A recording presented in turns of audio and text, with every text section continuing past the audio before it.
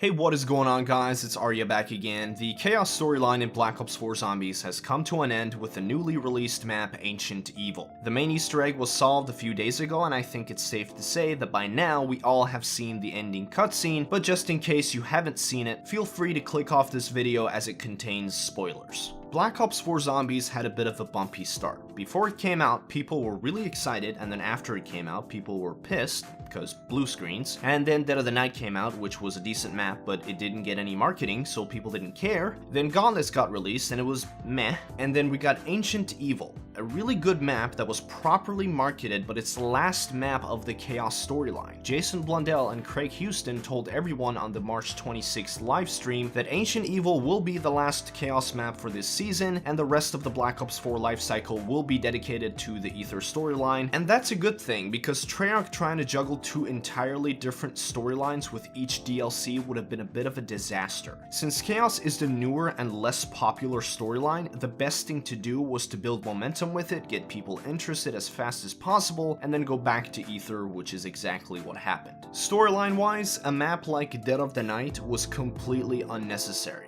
They could have just taken everything that happened in Dead of the Night and included it in the comics, and it would have been fine. Gameplay-wise, Dead of the Night was a solid map, but I think they could have made the Chaos story a little bit more exciting by removing the unnecessary prequel out of the equation entirely. Or they could have created a bigger plot hole in the story so that Dead of the Night would be necessary to fill up that plot hole. But the only thing Dead of the Night explains is why Scarlet was running away from the Burning Mansion at the end of the comics. That's not an intriguing mystery, and that's why some people lost interest along the way. One more gripe with the Chaos storyline is that they didn't fully take advantage of the theme of the story, which is mythology. Different mythologies with different gods in the same story interacting with each other sounds pretty interesting, but they didn't utilize it well. There are so many cool creatures that they could have used as enemies or even as allies. The only map that they did take advantage of the setting and the theme is Ancient Evil, and even in that map they still could have done more with Greek mythology. Another problem with the Chaos storyline is that with the exception of Ancient Evil, the maps don't look the part. Now, what do I mean by that? Basically, in the Chaos story, in every single map you have to please a certain god associated with a certain mythology. On Voyage of Despair, it's Odin. On 9, it's Ra. On Dead of the Night, it's Danu. And on Ancient Evil, it's Zeus. The maps should at least take on a little bit more of the respective god's personality. For example, on Voyage of Despair,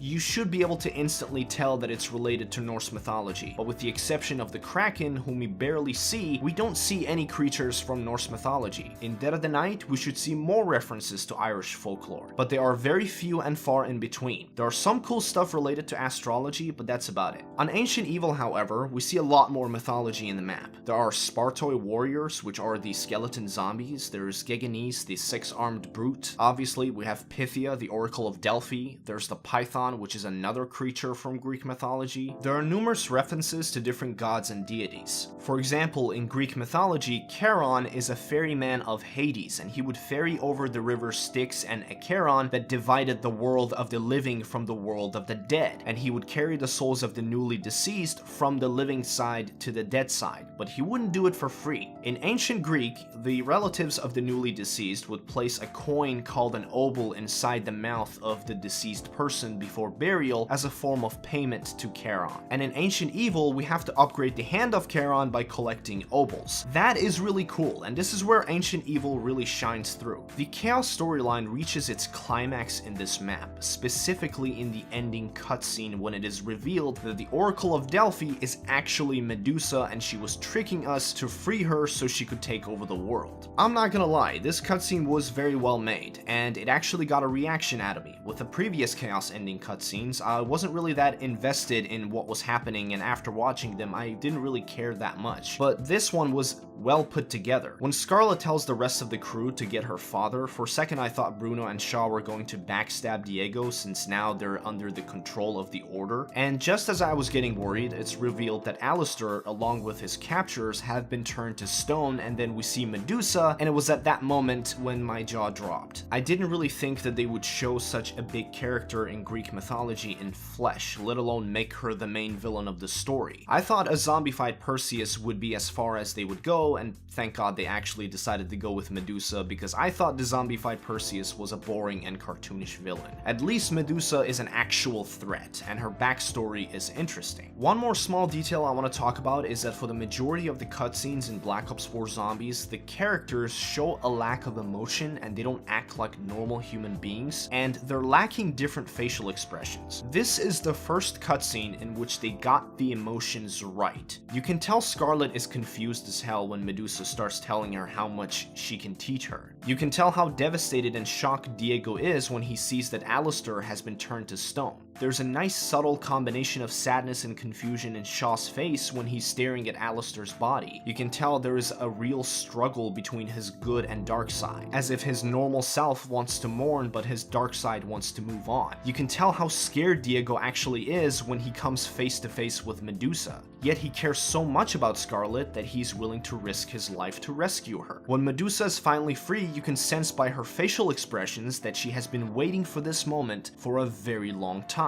And then you can see how relieved Diego is that he didn't turn to stone. Overall, this cutscene was great, and a good ending for this chapter of the Chaos storyline, and I'm excited to see what Aether has in store for us in the next DLC. That is going to do it for today's video. As always, let me know in the comments section down below what you think of the ending of the Chaos storyline. I hope you enjoyed this video. If you did, make sure to drop a like, subscribe if you're new, and I'll see you in the next one.